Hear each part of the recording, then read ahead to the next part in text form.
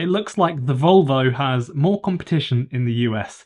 Volvo has been doing really well in the US lately, and now Jeep have been pulling in some really good numbers for their new Avenger EV, the Jeep Avenger.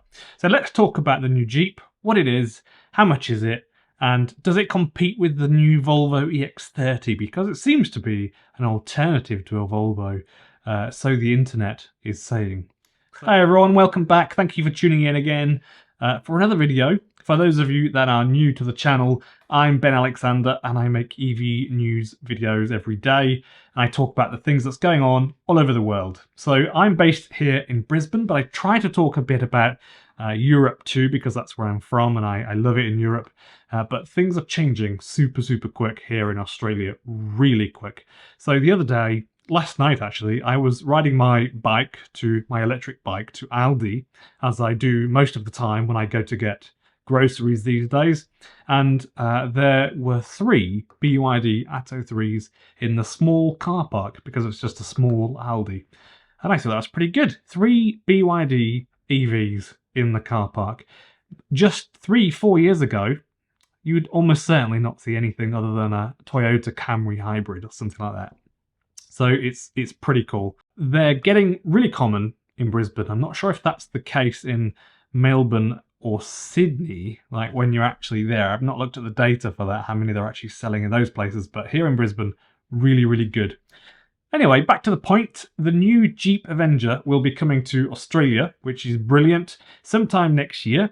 The battery is a 50.8 kilowatt hour NMC battery with a WLTP range of about 400 kilometers and a 0 to 100 kilometer per hour time in 9 seconds. And it's front wheel drive and is made in the factory next to the Fiat 600e. So obviously Fiat, Chrysler and Jeep share parts. You probably did know that, I guess.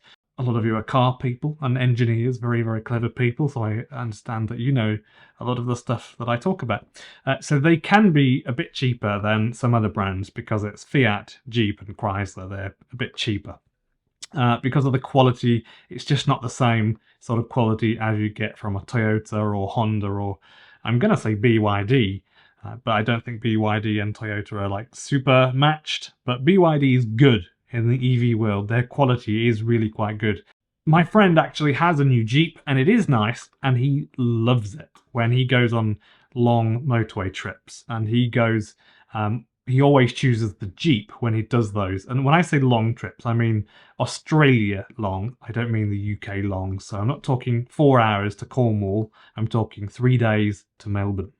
That's what I'm talking about. So Brisbane to Melbourne, if you drive about 8 hours a day, it'll take you 3 days, basically, if you drive at 100 on the motorway like I tend to do. The thing that I love about it is that it's only 115 kilowatts, so that's 154 horsepower.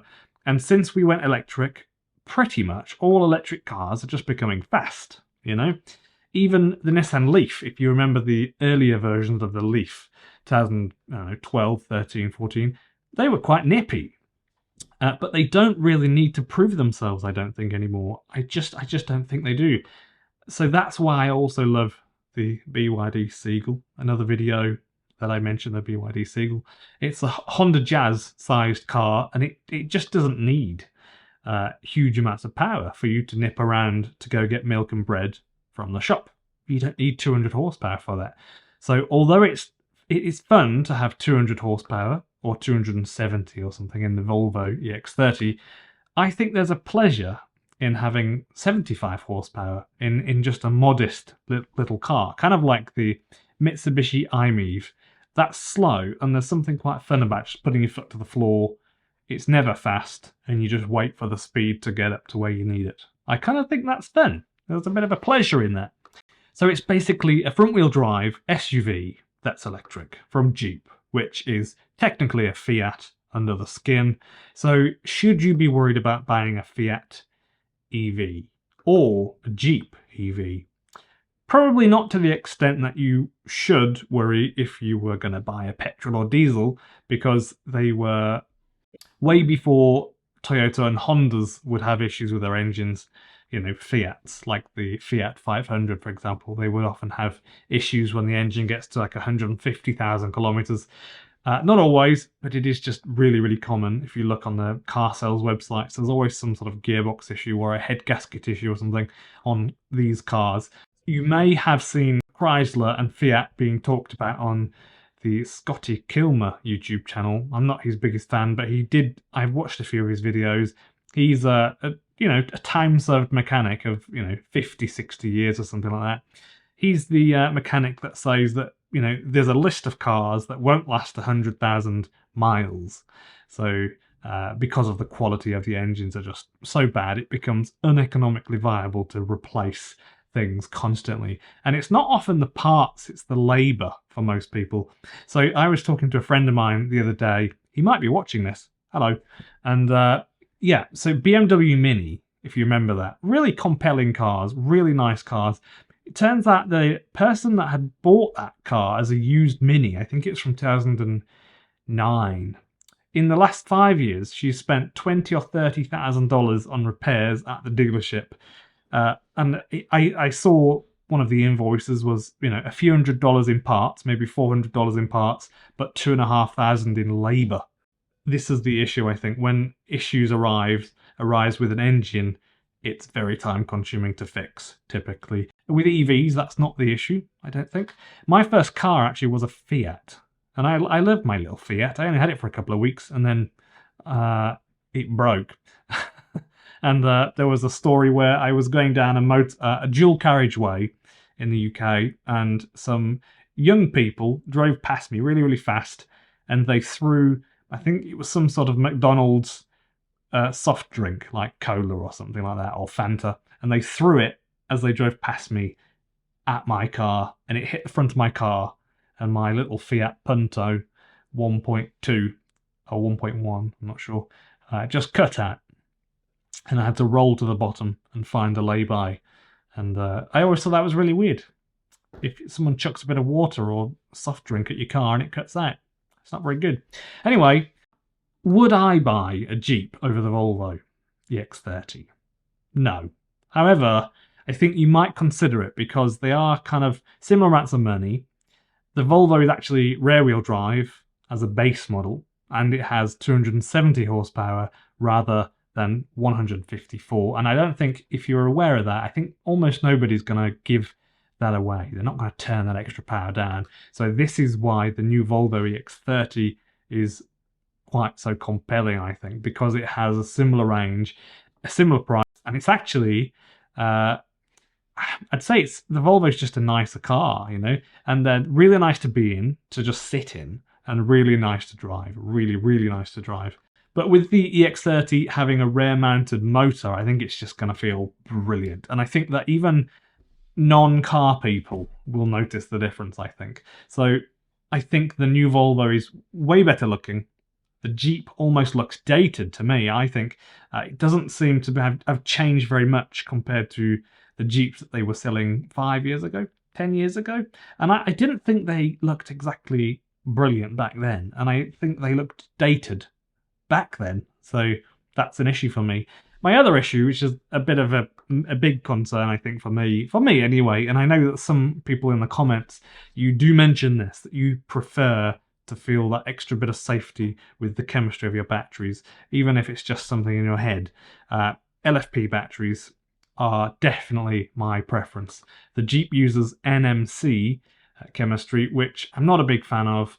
Like I said in one of my last videos, when batteries that contain cobalt in them burn, they produce their own oxygen, and the fires are noticeably more vicious. So for me, that cannot possibly be a plus. It can't be a plus. It has got to be a negative. And it's not a non-thing, so it's not a positive, it's not a thing, it has to be a negative, in my opinion. Electric cars, 20 times less likely to be involved in a fire. The batteries very rarely go wrong. Not that the media would ever want you to think that, but they know that literally anything to do with anything to do with EVs will get your attention, and you'll likely click on it, whatever it is. So they can almost say anything, and they will get attention because EVs are a hot topic these days.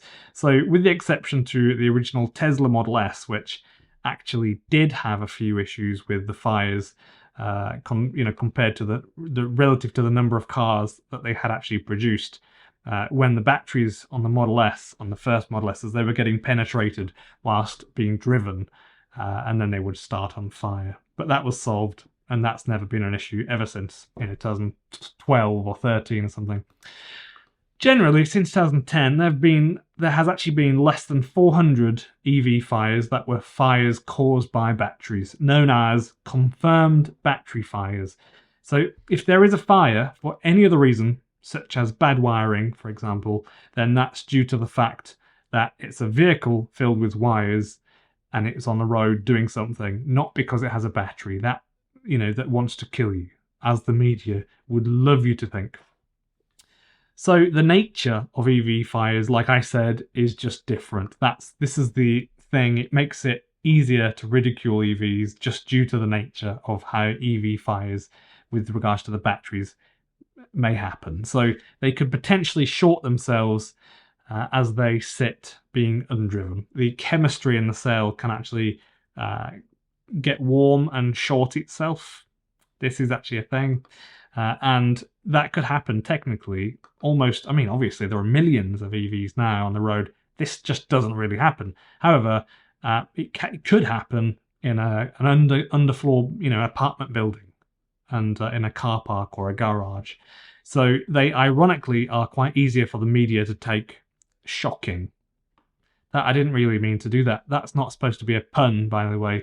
But anyway, really easy to take pictures of EVs that are on fire, but in reality they are 20 times less likely to be involved in a fire than an ICE vehicle. The figures for the millions of EVs now on the roads shows this. So we have the data. The data is in, so that can't be denied. It's just that whenever the media talk about things to do with fires and EVs, you kind of have an urge. You want to click on it. Even I feel that urge. We're all human. We're all human, and we all love EVs, and, well, Donald Trump doesn't think so. Just before I wrap it up, the BYD seal still not arrived in Australia. There are a couple driving around, and I'm not sure what's going on. There has been radio silence from BYD about them here, but as soon as I know, I'll let you know. I'll probably put it in the community section, so remember to subscribe, and you'll get notified when I post something on my community section. Sometimes I run polls in anticipation of a video I'll do in a week or two's time, so I've got some data that I can talk about, like an opinion thing. So it was due to be released in September, and it's currently the last day of September. No idea what's going on, so let's just hope they hurry up with it, because I'm pretty keen to see them go on sale. Thank you very much to the people that have joined on Buy Me a Coffee or Patreon. YouTube memberships, really, really good. About $3 a month. Links to these will be in the description below, and the cheapest and easiest way to help, if you wouldn't mind, is just by pressing the like button for me. This tells YouTube that you're enjoying my stuff. Remember to subscribe for my daily videos about EV news, and I talk about it from all over the world.